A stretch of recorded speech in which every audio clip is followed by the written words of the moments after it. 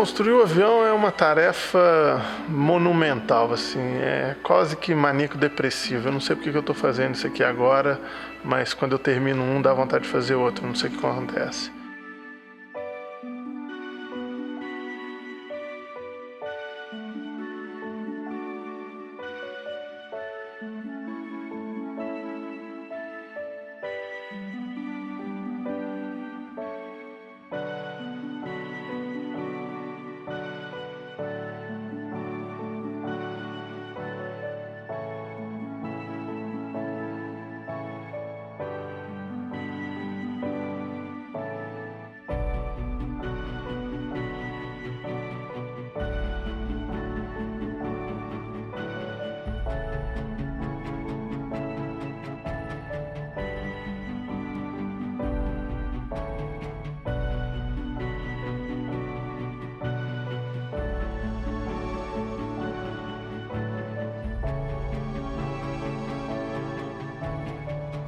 Durante mais de 10 anos, um grupo de alunos e professores da Universidade Federal de Minas Gerais perseguiu um sonho que parecia impossível: conquistar um recorde mundial de velocidade.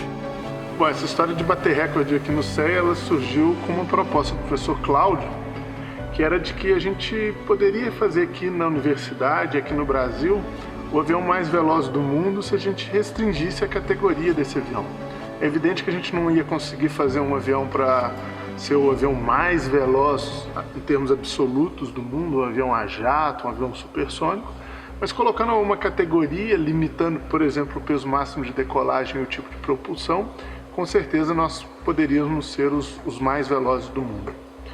O projeto ele iniciou então em 1999, quando o professor Cláudio me propôs que eu fizesse meu trabalho de graduação, o projeto para um avião estabeleceu o recorde mundial de velocidade em circuito de 3 km da categoria FAI C1A0, aviões com peso máximo de decolagem limitado a 300 kg.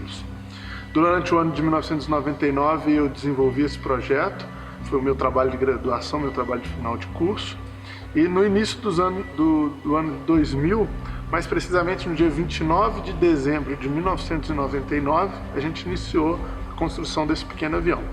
A construção dele foi rápida, em 2 anos ele estava voando, mas na época a quantidade de recursos era muito reduzida. E um dos itens que a gente não conseguiu comprar foi o motor. A gente começou a voar com um motor de um outro ultraleve, um motor Rotax, um motor 2 tempos, e fizemos vários voos, mas um dia, como já era de se esperar, como já tinha sido previsto por algumas pessoas, esse motor parou. E a parada desse motor fez com que fosse necessário um pouso de emergência, que quebrou esse avião e fez o projeto ser interrompido. Bom, eu já conhecia o CEA na época, eu conhecia o Paulo e acompanhava de longe pela internet, por conversas com o Paulo, com as pessoas aqui do CEA, mas eu não cheguei a acompanhar nenhum voo do avião nem nada. Cheguei a ver o avião uma vez em Confins, achei lindo, maravilhoso assim, mas não me envolvi, era um sonho distante. Aí, em uma certa altura do projeto, o projeto ficou parado porque teve uma falha de motor, e eu vindo aqui no CEA, vindo aqui na escola, eu vi o avião encostado numa divisória entre um laboratório e outro, assim meio no canto ali abandonado, pegando poeira, e deu uma pena. Eu vi aquele avião lindo assim, mas quebrado, pouco quebrado, empoeirado. Aí eu falei com o Paulo, gostaria de entrar nesse projeto também, será que não podia fazer isso junto? Com a chegada do Gunnar, a gente conseguiu revitalizar o projeto. Algumas modificações tiveram que ser feitas no avião, a principal delas a troca do motor para um motor bem mais confiável e a construção de uma nova asa, já que a primeira havia sido danificada. A gente terminou a reconstrução desse avião em cerca de um ano e meio, mas daí a falência da Varig fez com que o Gunnar tivesse que ir para a China para poder continuar trabalhando, e o projeto voltou a ficar parado por algum tempo. No ano de 2009 o Gunnar voltou para Belo Horizonte e aí a gente decidiu que era hora de tentar os recordes mundiais. No meio do ano de 2010, com a finalização das corridas da Red Bull, eu decidi então que o esforço, todo o meu esforço deveria ser concentrado na obtenção desse recorde, e foi isso que a gente fez. Eu ainda me lembro da Marilis, minha esposa, dizendo: olha, vocês têm que marcar um dia para o recorde. Se vocês não marcarem um dia, esse recorde nunca vai acontecer. Vocês já sabem que o avião é mais veloz, mas tem que fazer. E esse dia foi marcado dia 1º e dia 2 de dezembro de 2010. E nessa oportunidade foi um tempo que não dá para a gente contar num vídeo de tão especial que foi. Nós quebramos então os 4 primeiros recordes mundiais no Brasil na aviação. Isso nunca tinha sido feito no Brasil. O último brasileiro que quebrou algum recorde mundial nas categorias chamadas absolutas, né, foi o Santos Dumont, com o voo mais longo, mais distante, lá em 1906. Depois de muito esforço, não apenas mas 4 recordes foram conquistados.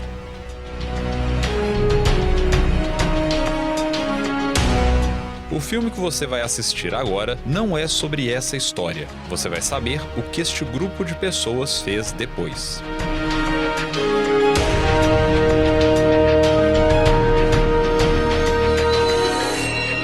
Finalizado o desafio do CEA 308 e contagiado pelo sucesso obtido, o professor Paulo decidiu alçar voos mais altos e mais velozes. Bom, na realidade, quando a gente termina de construir um avião de corrida e atinge os objetivos que o CEA 308 obteve, a gente entra numa depressão, o que fazer em seguida. E foram várias as ideias que vieram: fazer planador de acrobacia, avião elétrico, avião para 20 lugares, mas um dia o Gunnar chegou lá em casa e falou: você não quer usar o motor do meu Pitts para fazer um avião de corrida? E a ideia foi fantástica, né? Começou com um e-mail, com uma foto que o Paulo me mandou, um desenho com esboço de uma flechazinha, né, com asas, com um canopy que praticamente não dava para ver para frente, perguntando: o que você acha de fazer um desse para a gente bater o recorde da categoria acima do que a gente bateu com o 308, que é até 500 quilos. O objetivo é audacioso. O recordista da categoria escolhida é ninguém mais, ninguém menos do que o Nemesis, o avião de corrida mais bem sucedido de todos os tempos, ganhador de 45 das 49 corridas das quais participou. Projetado por um time de engenheiros da Lockheed Martin, liderado pelo piloto John Sharp, o Nemesis está hoje exposto em lugar de destaque, num dos maiores museus de aviação do mundo. Com o novo objetivo traçado, era hora de dar os próximos passos e iniciar os preparativos. Um grupo de alunos foi escolhido para integrar a equipe, e antes mesmo que a fase de projeto estivesse concluída, a fabricação de algumas peças foi iniciada.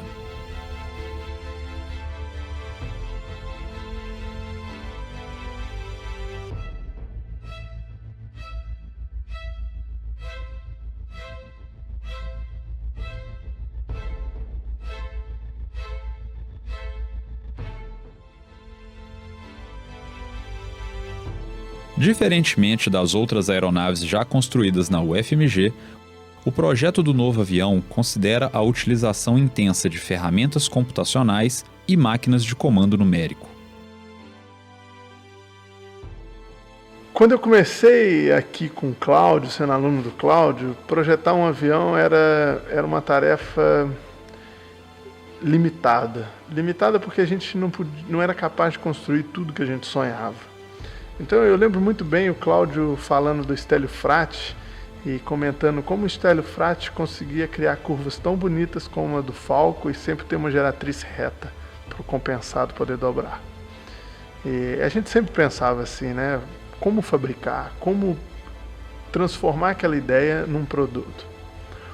Bom, chegou uma fase da minha vida que eu comecei a me envolver com outros projetos que máquinas de comando numérico começavam a construir as peças.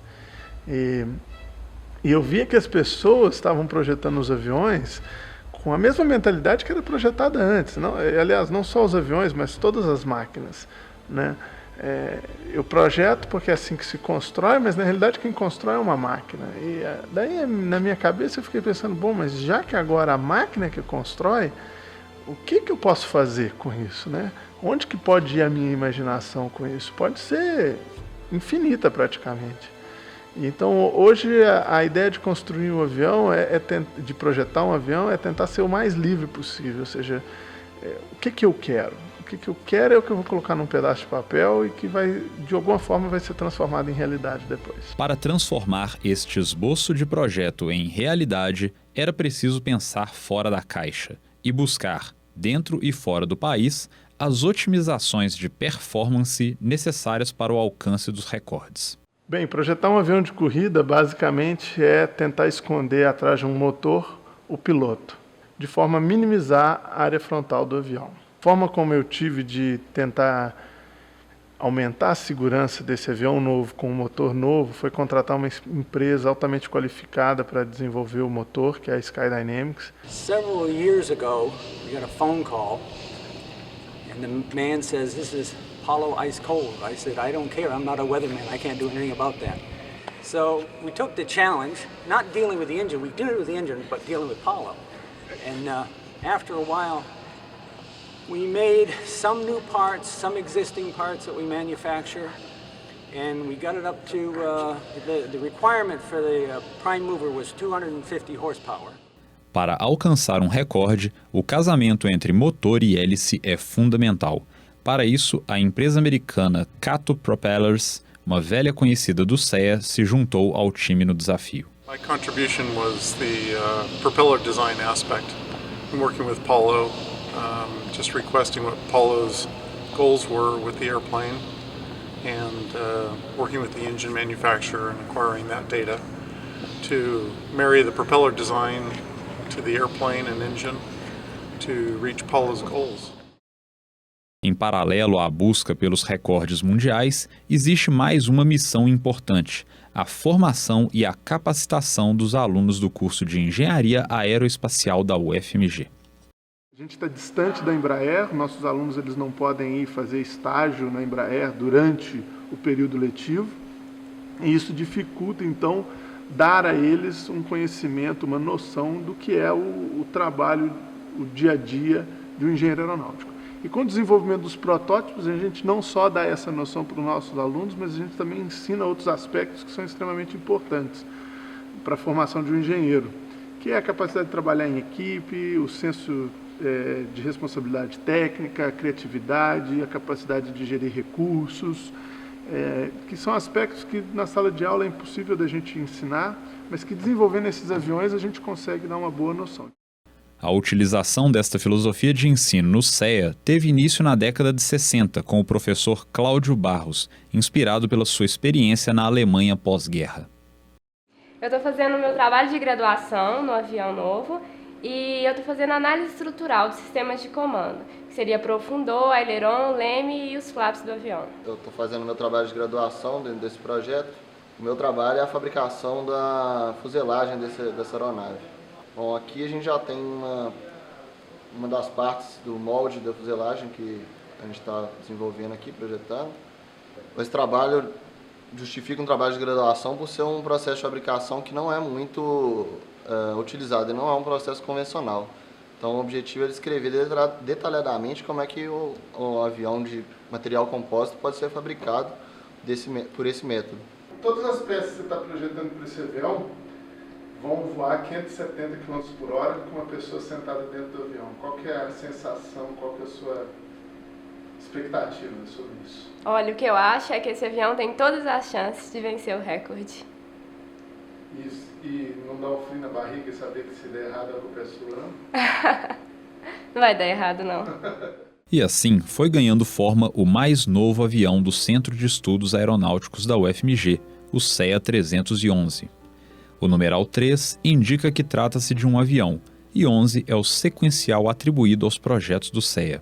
Diferente do 308, que manteve apenas a nomenclatura padrão na formação do seu nome, o novo avião foi batizado Anequim. Bom, na realidade surgiu o primeiro desenho, e o desenho do avião, com essa boca que ele tem ali, ela se assemelha muito à cara de um tubarão. E quem conhece aviação sabe que na frente de um avião veloz e possante, sempre tem a pintura de uma boca querendo comer tudo que está na frente. E eu não me contive em desenhar lá nos meus rascunhos a boca aqui no Anequim também. E o meu menino, na época 4, 3 anos, olhou e falou: esse é o avião Tubarão, né? Então eu comecei a buscar um pouco de que seria o nome e encontrei o nome Anequim, que é o tubarão mais veloz, um nome brasileiro para o tubarão mais veloz que existe. E depois várias informações vieram aparecendo, até aquela de que é o único tubarão que tem sangue quente na cauda. E eu acho que é tudo que o Anequim tem, talvez não na cauda, mas no grupo motopropulsor. A construção do Anequim durou cerca de 2 anos e as etapas de projeto, fabricação e montagem contaram com a participação de cerca de 30 alunos. É importante a gente lembrar que a gente constrói avião dentro de uma universidade, e aí tem um desafio que eu acho relevante, importante ser comentado, que é os alunos que participam desse projeto, quando eles chegam para mim, eles não sabem fazer nada. Demora um tempo para que eles aprendam a fazer, para exercer suas tarefas. Eles aprendem relativamente rápido, pela qualidade dos alunos que a gente tem na UFMG, mas quando eles ficam de fato bons naquilo que eles foram treinados para fazer, está na hora deles irem embora. Eu não posso reclamar disso, isso é a minha função aqui como professor. Todos os esforços foram direcionados para a construção de uma estrutura leve, porém muito resistente, graças à utilização intensa de fibra de carbono. Este processo de fabricação segue os mais altos padrões de qualidade e tecnologia existentes e foi mais uma inovação, não somente para o CEA, mas para a aviação geral brasileira. A presença constante do piloto Gunnar durante a fabricação foi um ponto importante, não somente para as definições do projeto, mas para a complementação da formação profissional dos alunos. Foi muito interessante que dessa oportunidade eu acompanhei mais o projeto. O projeto do 308 eu peguei do meio, foi com o Paulo e o Daniel inicialmente, e eu peguei do meio em diante. Não fui tão a fundo. Esse eu acompanhei desde o princípio, desde o desenvolvimento, o que é, o que não é. Foi muito bacana nesse sentido mesmo, de acompanhar junto, ajudar a fabricar certas coisas, e isso foi me dando muita confiança. Eu poder acompanhar isso, poder opinar, não era uma coisa fechada. Um desenhista, depois escolhe um piloto que vai voar. Foi desenvolvido junto, o avião foi construído em volta de mim. Nós conversávamos sempre como ia ser determinado comando, determinado suíte. Pô, legal, já estou aqui dentro do Anequim. Ele é bem justinho, né? É um cockpit mesmo, não tem espaço sobrando, mas é bem adequado, bem confortável. É o que se espera de um avião desse nível. E já dá para me imaginar uns 570 km por hora. É uma sensação muito legal.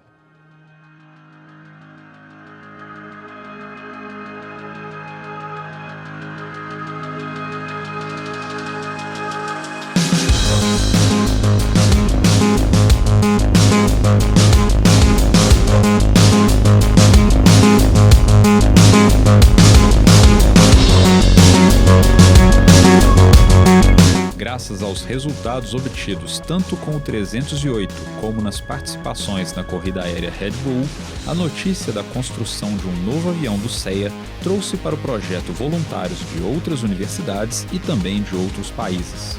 Com a construção do avião em grande parte finalizada, era hora de mudar de casa para dar início à nova etapa do projeto, os testes de solo. O Anequim foi então transportado de carro para Conselheiro Lafayette, onde o CEA possui um hangar que serve de apoio às atividades de ensino. Durante os ensaios em solo, são testados exaustivamente os componentes e sistemas do Anequim, garantindo que o seu comportamento seja exatamente conforme o projetado. Atenção especial é dada ao motor, o coração do avião, e que neste projeto foi alvo de várias modificações e melhorias pela Skydynamics.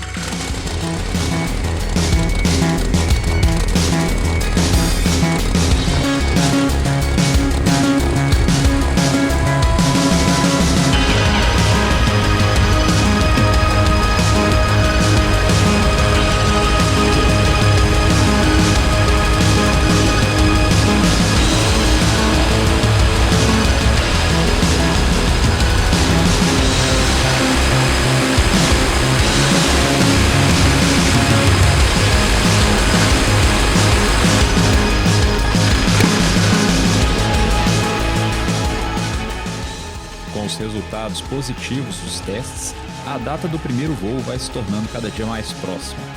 A equipe transfere as atividades para o aeroporto de Divinópolis, onde a pista apresenta condições mais propícias para a realização do primeiro voo do Anequim.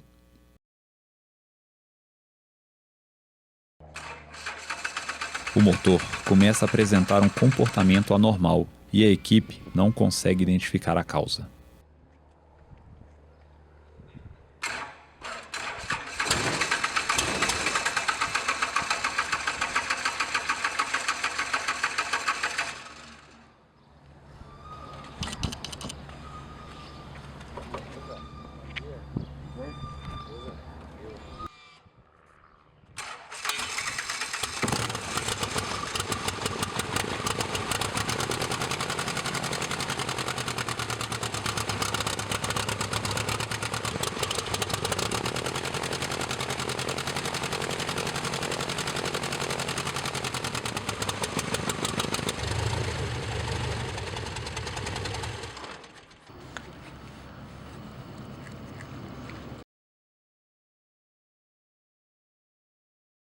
O envolvimento do professor Paulo com a Red Bull Air Race traz ao Brasil o mecânico Wade Hammond, que encontra um tempo na sua agenda para ajudar a descobrir a pane.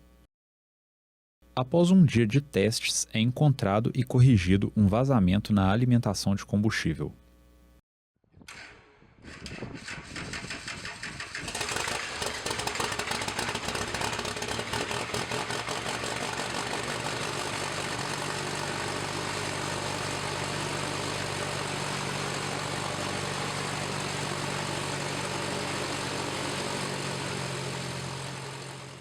Bom, nós já fizemos algumas corridas na pista com relativamente baixa velocidade para o Anequim, né? Nós corremos até uns 40 nós, 40 e pouquinho nós. Não chega nem a levantar a cauda, mas já deu para sentir que os comandos já estão voando. E então a próxima fase é realmente voar.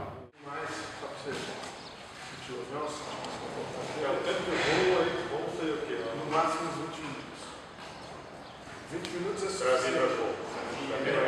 No máximo. 20 minutos é suficiente para você se manter confortável, é suficiente para o motor chegar na condição do equilíbrio dele. E se a gente tiver um vazamento significativo, provavelmente não vai ter ninguém. Eu acho que a gente vai ficar de olho, se você puder ficar, inclusive, mais perto dessa área que a gente veio, do barriga, é bom. E, olha, sempre se mantém com o olho. E na hora que você vier para pouso, a única coisa que eu posso dizer é a altitude. Na velocidade, manter a altitude é redondamente. Eu tenho que entender redondamente. O arredondamento não tem problema, mas o negócio é que na hora que ele tocar, não tenta fazer nada, ele vai parar. Não traz, você vai sentir o que é. Mas a princípio, eu acho que o importante é deixar ele tocar e ele vai chegar na posição dele. Eu acho que você para. Então, pouso de altitude mesmo. E essa atitude é muito importante no voo, você observar bem qual que é o seu ângulo que você está sentado. Qual que é o ângulo que ele vai te dar no voo. Se for mais ângulo, ele vai dar isso é bom. Você vai sentar mesmo. Primeira vez que eu vou fazer o ensaio desde o início de um avião. Como já falei antes, eu participei do 308 do meio em diante. Então, os primeiros voos do 308 foram feitos pelo Daniel, não foram feitos por mim. Então, eu tenho uma expectativa, acredito que ele vai ser parecido com o 308, um 308 meio anabolizado, mas pode acontecer novidades. Você tem que estar preparado para isso, psicologicamente. Não tem como você se preparar para o imprevisto. Imprevisto é imprevisto.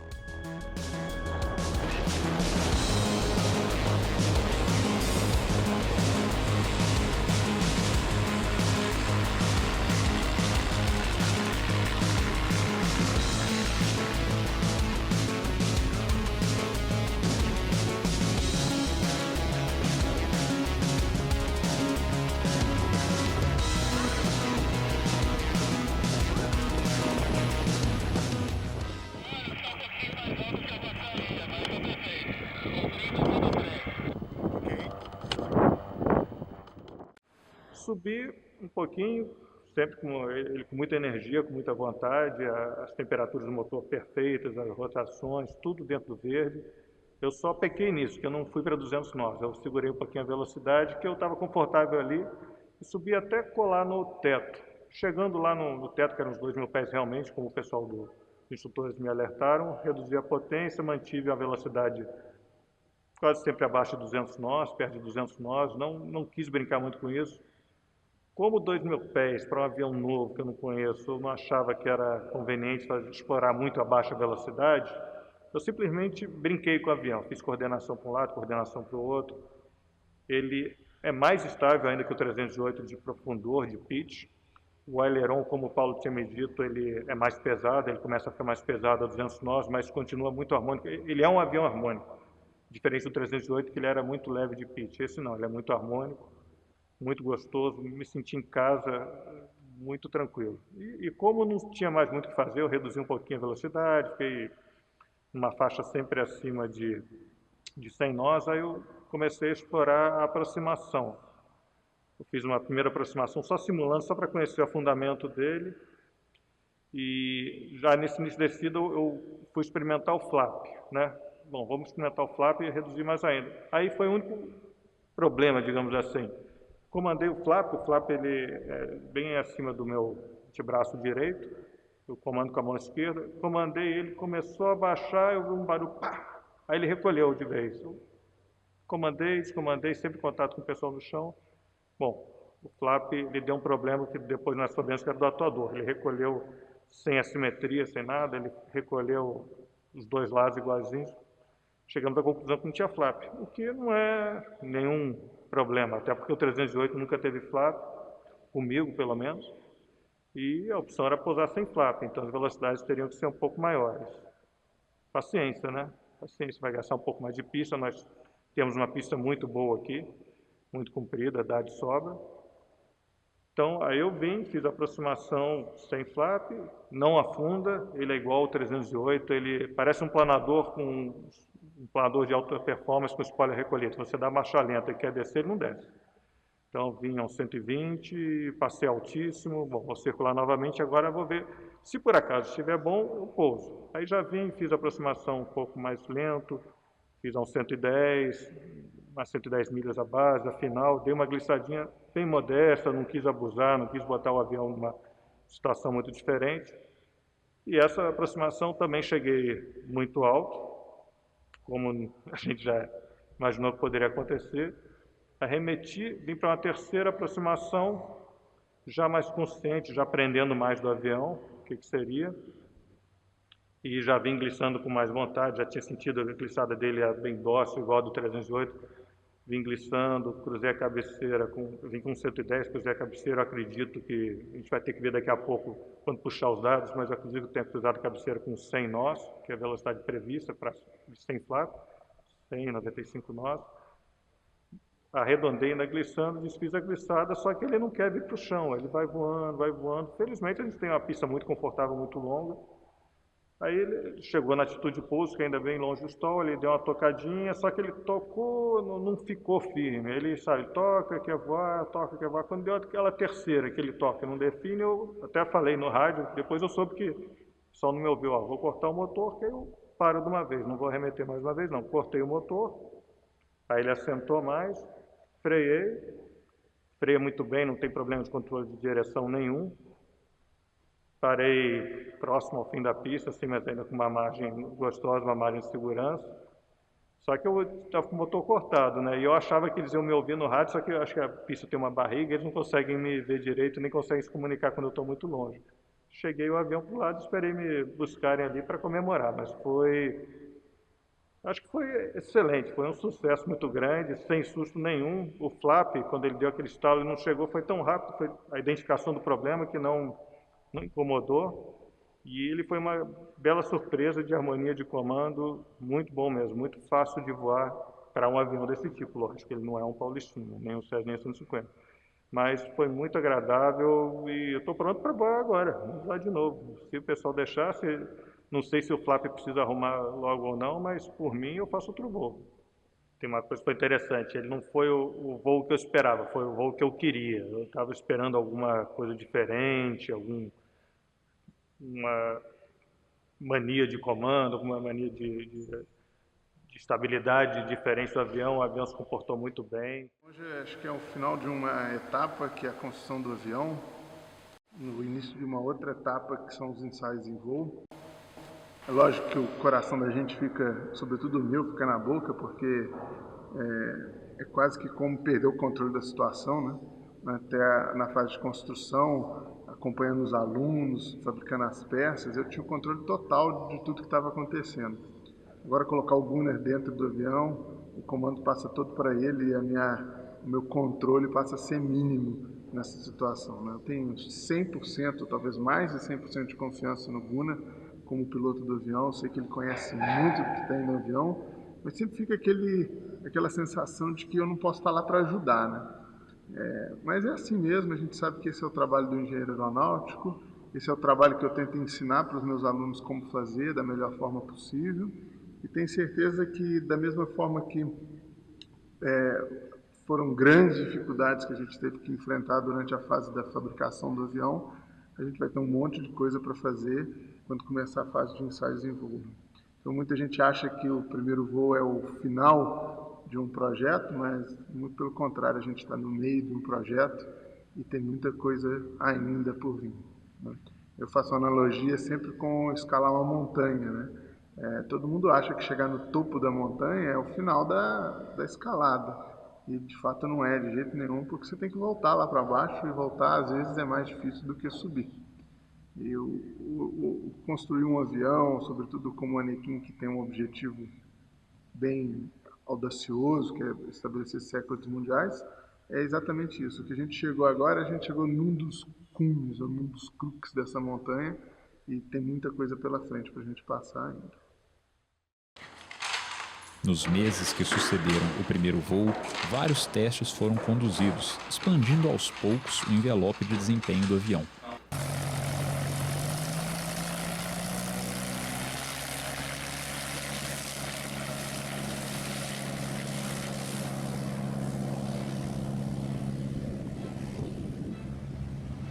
A coordenação de Minópolis, Whisky Foxtrot já está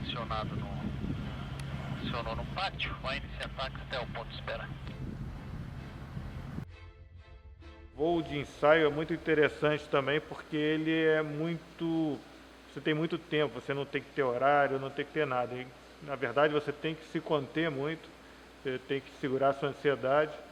E se for o caso, como já aconteceu, de você levar o avião, botar na carreta, levar para Divinópolis, viagem de 1h30 por aí. Chega lá, bota o avião na pista e tal, sente que tem alguma coisinha errada que não está perfeita, paciência, desmonta o avião, coloca na carreta de novo, volta para cá e faz o reparo que for necessário, e sem ficar chateado. Às vezes eu só ia poder voar daqui a 1 mês e meio depois.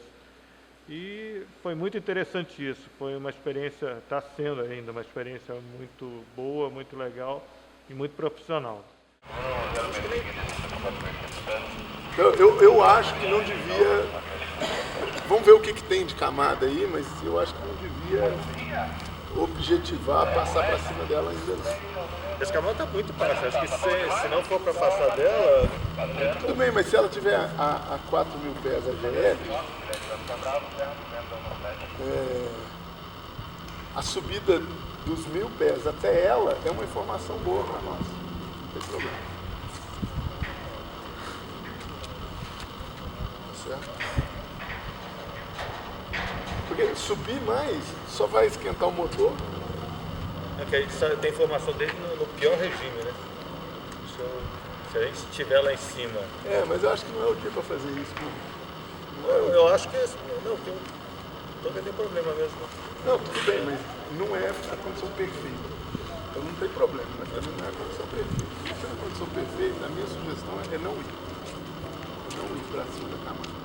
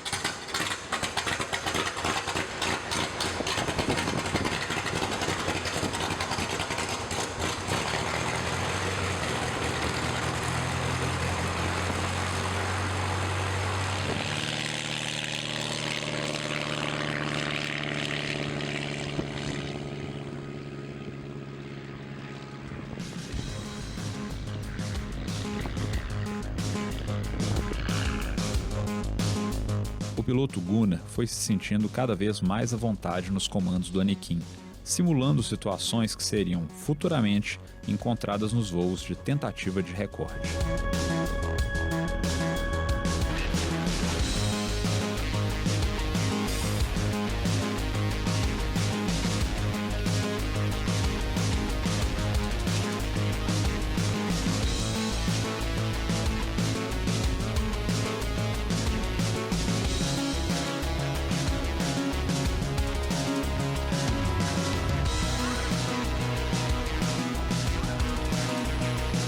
A performance verificada nestes voos de teste já demonstrava o potencial do Anakin.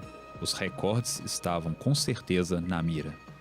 O principal recorde que está na mira é o recorde de velocidade em 3 km, que hoje pertence ao Nemesis Fórmula 1 do John Sharp. Pelas nossas contas, a gente consegue bater esse recorde com uma margem bem grande, principalmente porque esse avião do John Sharp ele se enquadra não só nessa categoria, mas também na categoria Fórmula 1 em Reno. E no nosso caso, a gente só se enquadra na categoria da FAI, a gente não se enquadra no Fórmula 1 em Reno. Fora esse recorde dos 3 km, evidentemente a gente quer bater todos os recordes de velocidade possíveis e com a autonomia que a gente tem, a gente estima que talvez seja possível bater os recordes de até 500 km. Portanto, 3, 15, 100 e 500 quilômetros. Bom, mas não para aí. A gente também quer os recordes de razão de subida. Evidentemente, não com a mesma hélice, mas com uma hélice diferente, talvez com uma configuração diferente para a refrigeração do motor. A gente quer bater os recordes que hoje pertencem ao Bruce Bohannon com o Push Galore. Esses recordes são muito difíceis de serem batidos e depende de alguns truques ainda que a gente pode utilizar no motor. Em uma cartada um tanto quanto ousada, a equipe decide agendar para agosto de 2015 os voos oficiais para as tentativas de recordes, menos de um ano após a realização do primeiro voo. O local escolhido para estes voos, em especial pelas condições geográficas e infraestrutura, é a base aérea de Santa Cruz, onde o Anakin fica hospedado no lendário hangar do Zeppelin. Este hangar foi construído na década de 30 para abrigar os dirigíveis alemães que visitavam o Rio de Janeiro, e é um dos poucos desse tipo remanescentes no mundo. Durante uma semana, a equipe composta pelo piloto Gunnar, professor Paulo e um grupo seleto de estudantes e colaboradores utiliza as dependências da base aérea de Santa Cruz como apoio às atividades. A esta equipe se junta um grupo de observadores oficiais da Federação Aeronáutica Internacional, responsável pelo acompanhamento e homologação dos recordes. Para os voos oficiais, o Anakin precisa ser preparado e pesado, sob supervisão atenta dos representantes da Federação Internacional. Eles instalam um GPS de alta precisão no avião, que é responsável por monitorar os dados de cada voo para posterior análise e validação das marcas obtidas. Foram quase 5 anos entre concepção, projeto, construção e testes. É chegada a hora de ir atrás dos recordes. O primeiro deles é o de 15 km em circuito reto. No final da tarde, Gunnar decola com o Anakin para 2 passagens de 15 km em sentido oposto, em um circuito pré-definido e mantendo altitude constante. Voar contra o sol traz algumas dificuldades de visibilidade e, ao retornar ao hangar, existe a incerteza se o recorde será homologado.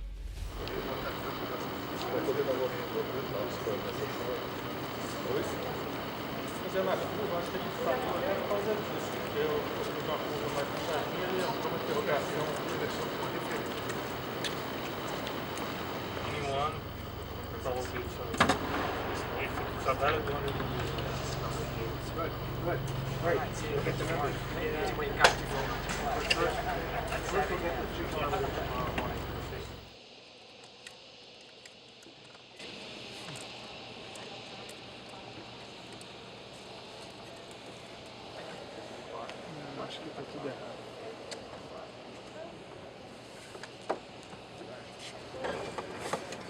Foi bom passar acetona, né? Também é. É um pouquinho. E 2 fora. Eu só não sei se é 2 consecutivas, viu? Ah, peraí, deixa eu ver. Não, peraí.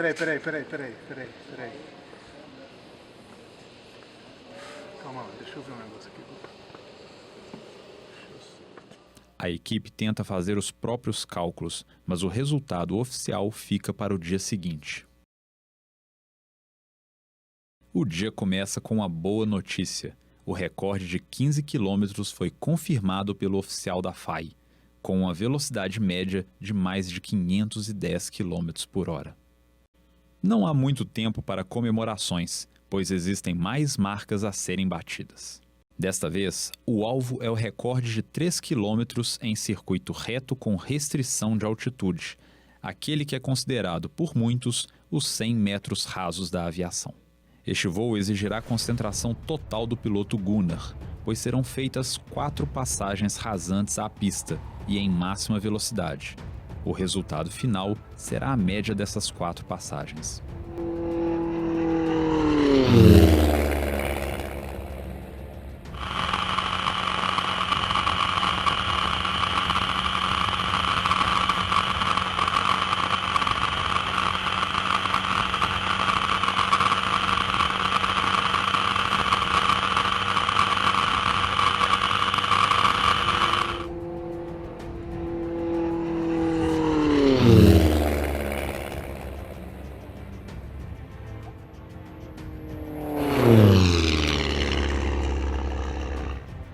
Antes mesmo de sair do cockpit, Gunnar já tem a confiança na obtenção do resultado. E esta confiança é confirmada com a divulgação oficial dos números. Velocidade média superior a 520 km por hora. Mais um recorde conquistado. A celebração do recorde de 3 km dura pouco, pois é preciso preparar o Anakin para o próximo voo. Abastecimento, troca de hélice e ajustes no motor são feitos para a tentativa do recorde de 100 km em circuito fechado. É a primeira tentativa de recorde na qual o tempo da curva também será contabilizado, e por isso o planejamento do voo é importante. Para realizar um circuito fechado de 100 km na região de Santa Cruz, sem causar interferência no tráfego aéreo da terminal Rio de Janeiro, a única opção é voar sobre o mar. Voar sobre a água por tanto tempo em um avião tão novo como o Anakin significa um risco a mais, mas a equipe não tem escolha. Um rastreador portátil de GPS é preso ao macacão do piloto. 2 emissões seguidas nas mesmas coordenadas indicariam que houve um acidente e o serviço de salvamento da Força Aérea Brasileira seria acionado. Só resta à equipe esperar pelo retorno do avião e torcer por mais um recorde. E a dupla Gunnar-Anakin não decepciona. Cerca de meia hora após a decolagem, está de volta ao hangar com mais uma conquista na mão.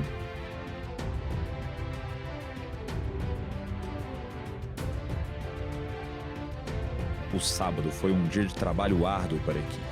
Após o retorno do voo de 100 km, foram providenciadas as modificações para a tentativa do recorde de tempo de subida até 3.000 metros.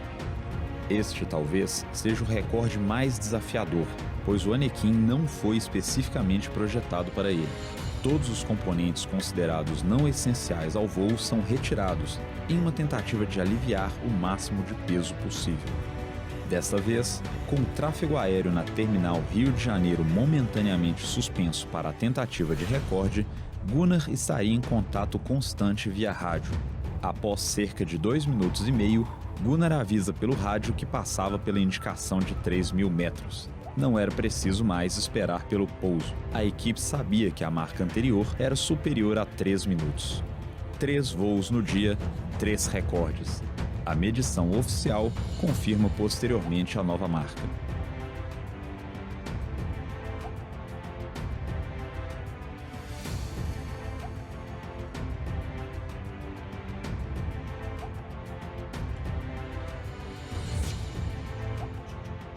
O dia começa cedo novamente, com a preparação do avião para o voo mais longo de todos, o percurso de 500 km em circuito fechado. Assim como no recorde de 100 km, o voo precisa ser realizado em circuito pré-declarado, com pequenas margens de tolerância, em especial nos portões de entrada e saída. Mais uma vez, o avião voa sobre o mar, fora do alcance visual da equipe. Nunca o Anakin voou tanto tempo continuamente, o que acrescenta mais um fator de ansiedade para a equipe.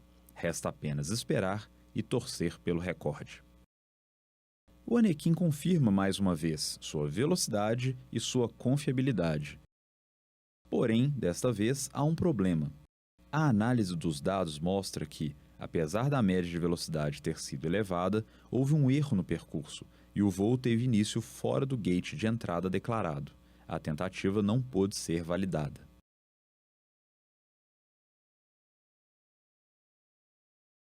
A equipe espera o final da tarde para realizar uma nova tentativa. Gunnar e o Anakin serão colocados à prova, realizando um segundo voo desgastante com a pressão de ter perdido a primeira tentativa. O ar calmo do fim do dia favorece o voo, e dessa vez, Gunnar não somente crava o gate de entrada, como realiza uma curva perfeita, melhorando a performance da parte da manhã. O Anakin retorna para Santa Cruz ao pôr do sol, e logo após, o representante da FAI faz o anúncio oficial. Final number is 494.11 kmh, which was better than it was this morning.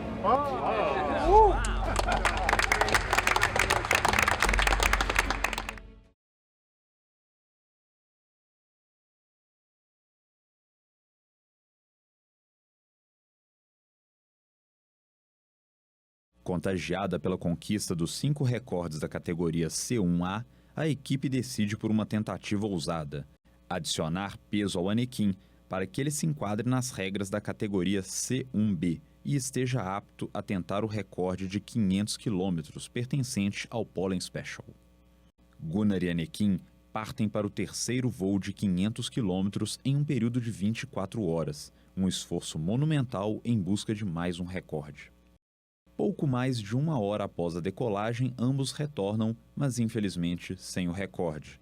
A dupla voou mais rápido que a marca atual, mas era necessário superá-la em pelo menos 1% para homologar um novo recorde. Faltou muito pouco. A equipe decide tentar novamente no dia seguinte, mas uma frente fria chega à região do Rio de Janeiro durante a madrugada e impede a realização do voo. Após 2 dias de espera, o tempo não melhora e é tomada a decisão de encerrar as atividades. Os recordes são super bacanas porque é a marca que a gente cumpriu o que a gente prometeu, né? Que era bater os recordes. E a gente ainda está aquém um pouco da velocidade que a gente gostaria, eu diria uns 50 km por hora ainda faltaria para a gente chegar onde a gente queria, mas já são recordes, né? E são recordes com vantagens expressivas sobre os outros. A razão que a gente faz isso tudo é para ensinar esses caras a fazer engenharia aeronáutica.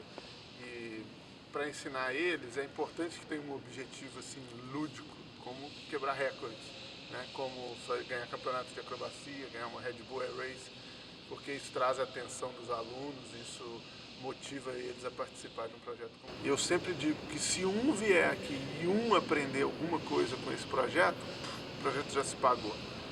E eu acho que a gente teve alguns aqui que aprenderam bastante, eu tive vários que passaram no passado fazendo outras atividades no Projeto Anakin, que também aprenderam, e eu espero que eles se inspirem com os recordes para buscarem os próprios caminhos deles, né? Como flechas que são lançadas e que vão buscar um próprio caminho daqui para frente. Eu não sei, agora é dar um tempo para descansar um pouquinho e semana que vem a gente já começa a pensar no próximo projeto. Eu tive a oportunidade de trabalhar os últimos 2 anos junto com o Paulo no CEA e o aprendizado é realmente muito grande. É uma oportunidade incrível que nós alunos temos na FMG. E eu acho que no CEA você tem oportunidade desde, como estudante, você faz de tudo um pouco, você tem contato com várias áreas, desde a parte de laminação, a parte de limpeza, a parte de organização. Enfim, eu acho que é um lugar que você pode ir, você pode aprender muito. O CEA já carrega 50 anos de história e você, além do Anakin, você tem outros projetos que você pode trabalhar. Então eu acho que é assim, um lugar muito importante que a gente aprendeu muita coisa. E o Anakin você pode, além de trabalhar num projeto incrível como esse, você pode conhecer outras pessoas que estiveram envolvidas num projeto desse, desde a concepção de hélice, motor. Well, the thing that we learned most on this project is how nice it is to work with a very talented staff. I mean, very often we do a lot of the teaching to our customers, but this is a really unique project in that we learned as much as we were able to give. And it's such a rare treat for us because both of us just really enjoy learning new things and being challenged. So we really look forward to working with all of you in the future. Marshall's right. When you get as old as I am, it's all about paying back and paying forward. And I've met so many people here, the young people still in school, I want to take them all home with me, because they're just like sponges. You can teach them well, I can't teach them a lot, I don't know a lot, but I can teach them a little bit I do know. And maybe they can use that as a stepping stone. I think it's just so exciting. Foram anos de dedicação e muito aprendizado. E o maior deles é que com empenho e trabalho árduo é possível realizar qualquer sonho.